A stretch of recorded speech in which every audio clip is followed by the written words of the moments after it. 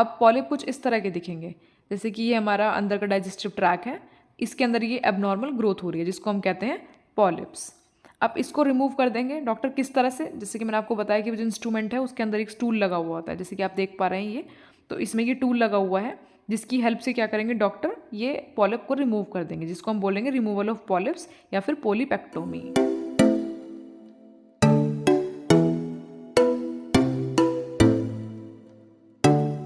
Hello everyone, welcome back to my channel. The topic of today's video is colonoscopy. Colonoscopy एक diagnostic process होता है। आज की इस वीडियो में हम जानने वाले हैं कि वो प्रोसेस क्या होता है, किस तरह से होता है और किन किन कंडीशंस में ये प्रोसेस किया जा सकता है और हमें क्या क्या फाइंडिंग्स मिलेंगी कोलोनोस्कोपी के द्वारा। So let's roll into the video. Colonoscopy is a procedure used to see inside the colon and rectum. Colonoscopy एक प्रोसीजर है, एक डायग्नोस्टिक प्रोसीजर है जिसके थ्रू हम देख सकते हैं कोलोन के अंदर और रेक्टम के अंदर क्या क्या कंडीशंस हो रही हैं। Next, in the procedure a thin tube like instrument with a light and a tiny camera on one end is inserted through the rectum into the colon. मतलब जैसे कि मैंने बताया कि कोलोनोस्कोपी के द्वारा हम कोलोन में और रेक्टम के अंदर देख सकते हैं। तो वो कैसे देखेंगे, एक थिन ट्यूब होती है, उसके अंदर लाइट होती है और एक टाइनी सा कैमरा होता है जो कि एक एलईडी से कनेक्ट होता है।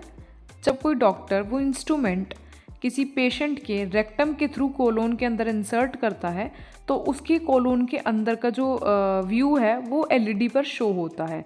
तो इस तरह से डॉक्टर परफेक्टली देख सकता है कि किसी भी पर्सन के रेक्टम में कोलोन में क्या कंडीशन है, वो प्रॉपरली एलईडी पर देखकर उसका डायग्नोसिस कर सकते हैं। Next, the apparatus also has a tool to remove polyps or tissue samples which are checked under a microscope for the sign of cancer or other diseases. मतलब जो apparatus, जो instrument doctor colon के अंदर insert करता है उसके अंदर एक टूल होता है कि वो पॉलिप्स को रिमूव कर सके। पॉलिप्स होती है एबनॉर्मल ग्रोथ, मतलब कोलोन के अंदर एबनॉर्मल टिश्यू की ग्रोथ हो जाती है, उसे पॉलिप बोलते हैं। तो अगर कोलोनोस्कोपी करते वक्त डॉक्टर को पता चले कि पेशेंट के कोलोन में पॉलिप्स हो रहे हैं तो hand to hand polyps remove भी किए जा सकते हैं, क्योंकि जो इंस्ट्रूमेंट अंदर इंसर्ट किया जाता है उसमें टूल होता है जिससे वो पॉलिप रिमूव हो सकें। Next, who can perform colonoscopy? So a gastroenterologist और uh surgeon can perform colonoscopies. Both are specialists in gastrointestinal diseases. अब इस पिक्चर से हम थोड़ा सा समझने की कोशिश करते हैं। जैसे कि मैंने आपको बताया कि एक इंस्ट्रूमेंट होता है जो रेक्टम के थ्रू कोलोन के अंदर इंसर्ट किया जाता है।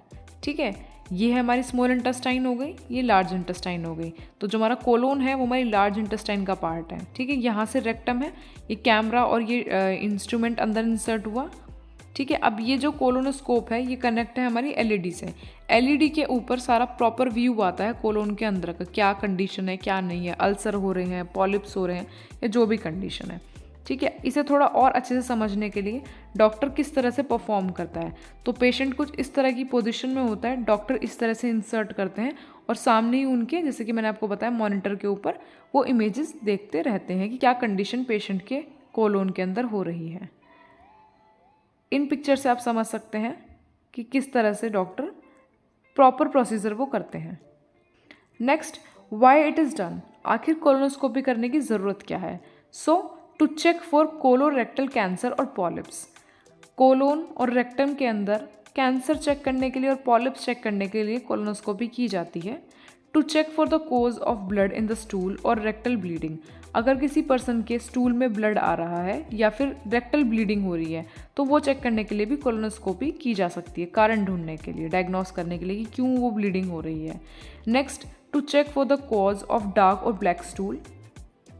Next, to check for the cause of chronic diarrhoea. Chronic diarrhoea, अगर लूज मोशंस बहुत ज़्यादा हो गए हैं, बहुत ज़्यादा हो रहे हैं, किसी पर्सन को क्रॉनिक हो रहे हैं, बहुत टाइम से हो रहे हैं, तो क्या उसका एग्जैक्ट कारण जानने के लिए भी कोलोनोस्कोपी की जा सकती है। To check for the cause of iron deficiency anaemia. To check for the cause of sudden and unexplained weight loss.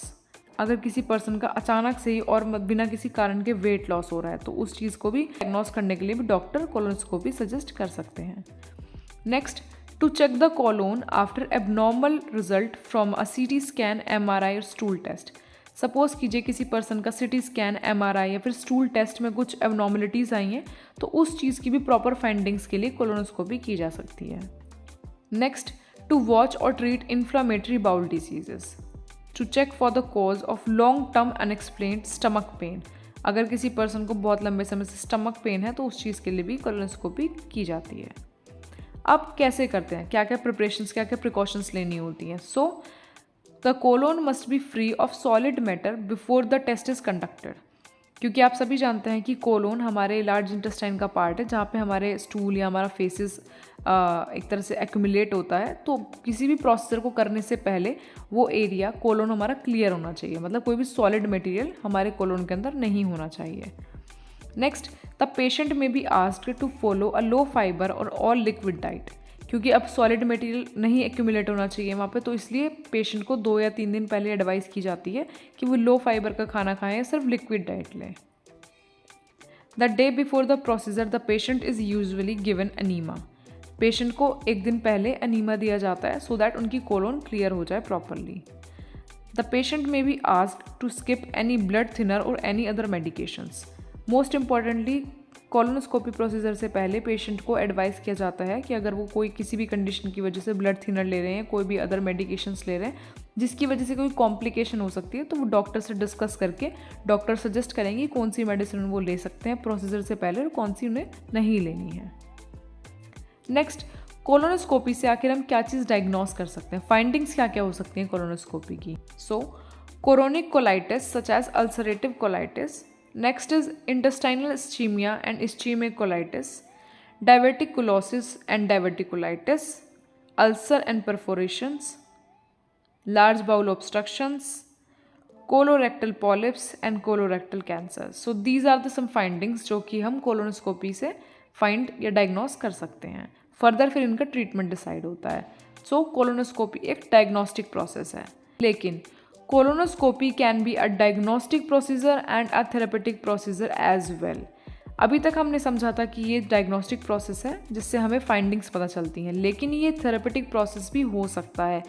जैसा कि हमने वीडियो के इनिशियली डिस्कस किया था कि जो इंस्ट्रूमेंट डॉक्टर पेशेंट के रेक्टम में इंसर्ट करते हैं, कोलोन में इंसर्ट करते हैं, उसमें एक टूल होता है जिससे वो हैंड टू हैंड वो पॉलिप रिमूव भी कर सकते हैं, या फिर कोई टिश्यू है, कोई ट्यूमर वहाँ पर है उसको रिमूव कर सकते हैं और फर्दर बायोप्सी के लिए सेंड कर सकते हैं कि उसमें कोई कैंसर तो नहीं है। तो डायग्नोस्टिक के साथ साथ थेरेपेटिक प्रोसेस भी इसमें इन्वॉल्व हो जाता है। अगर सिर्फ डॉक्टर ने चेक किया और चेक करके डायग्नोस करके सिर्फ वो प्रोसेस ख़त्म हो गया तो वो हो गया डायग्नोस्टिक, लेकिन अगर हैंड टू हैंड डॉक्टर ने पॉलिप रिमूव कर दिए या फिर वो ट्यूमर रिमूव कर दिया तो वो थेरेपेटिक प्रोसेस से भी बन जाता है। One of the benefit of endoscopic procedure like colonoscopy is that if your doctor finds a problem during the procedure, they might be able to treat it at the same time, जैसे कि मैंने अभी आपको explain किया है। Next, during a colonoscopy, they commonly remove any polyp that they find and test them for cancers, जो कि मैं आपको भी बता चुकी हूँ कि जो पॉलिप्स हैं वो एबनॉर्मल ग्रोथ हैं जिनको डॉक्टर हैंड टू हैंड निकाल देते हैं फर्दर टेस्ट के लिए, बायोप्सी के लिए, कि उनमें कोई किसी तरह का कैंसर तो डेवलप नहीं हो रहा है। So during your colonoscopy, the doctor can seal wounds, inject medications, remove blockages, place stents, treat tissue with laser therapy and remove polyps. So ये कुछ थेरेपेटिक प्रोसेस हैं जो कोलोनोस्कोपी के टाइम पे डॉक्टर परफॉर्म कर सकते हैं। मेडिकेशन इंजेक्ट कर सकते हैं, कोई भी ब्लॉकेज है उसको रिमूव कर सकते हैं, स्टेंट प्लेस कर सकते हैं और पॉलिप रिमूव कर सकते हैं, जिसे कि हम पॉलीपेक्टोमी बोलते हैं। अब पॉलिप कुछ इस तरह के दिखेंगे, जैसे कि ये हमारा अंदर का डाइजेस्टिव ट्रैक है, इसके अंदर ये एबनॉर्मल ग्रोथ हो रही है जिसको हम कहते हैं पॉलिप्स। अब इसको रिमूव कर देंगे डॉक्टर किस तरह से, जैसे कि मैंने आपको बताया कि वो जो इंस्ट्रूमेंट है उसके अंदर एक स्टूल लगा हुआ होता है, जैसे कि आप देख पा रहे हैं ये, तो इसमें ये टूल लगा हुआ है जिसकी हेल्प से क्या करेंगे डॉक्टर, ये पॉलिप को रिमूव कर देंगे, जिसको हम बोलेंगे रिमूवल ऑफ पॉलिप्स या फिर पॉलीपेक्टोमी। जो फाइंडिंग्स हमने इस वीडियो में डिस्कस करी हैं अभी, कि जैसे कि डायवर्टिकुलोसिस हो गया, कोलाइटिस हो गया, ये सब भी हम फर्दर वीडियोस में डिस्कस करेंगे in detail. This video ends here. I hope you understood the topic quite well, but still if you guys have any doubt, you can comment below. Thank you so much for watching my video.